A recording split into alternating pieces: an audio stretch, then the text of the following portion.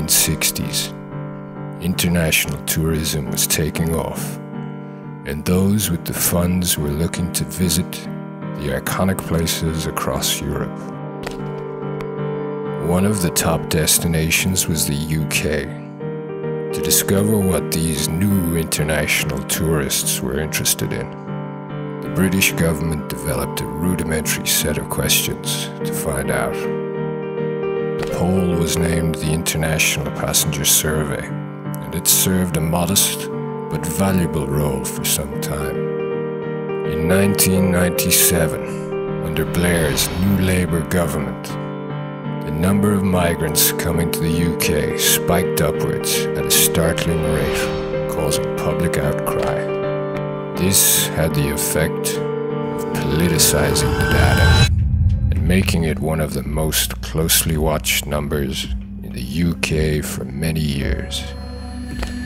The International Passenger Survey went from indicating tourists' intended sightseeing plans to guessing the intentions of 125 million visitors per year in a far more complex world. This is not about Brexit or whether the numbers are influenced by politicians who fear the voter backlash. It's about the system of counting and how it has become completely inadequate for its purpose. The IPS works from 6 a.m. to 10 p.m., which leaves 8 hours of arrivals unquestioned across the country. Often these are the long-haul flights from China, Nigeria, and Saudi Arabia, carrying people with intentions of more than sightseeing.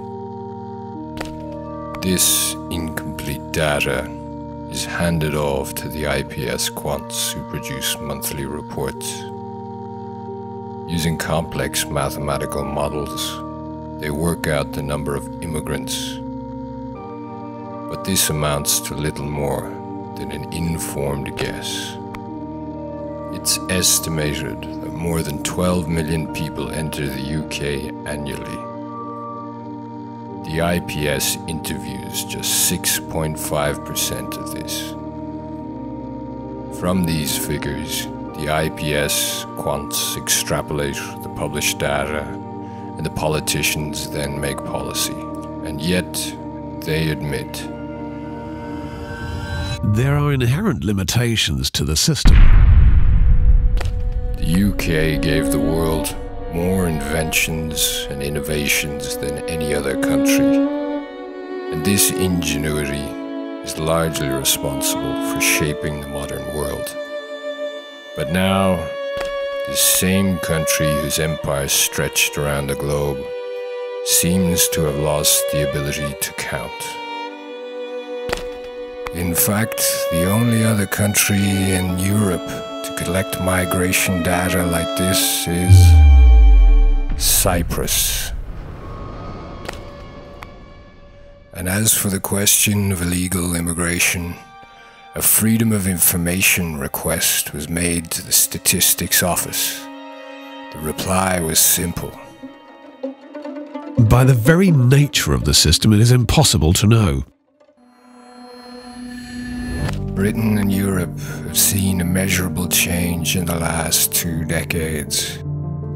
People have the vast majority of the British people are against this immigration.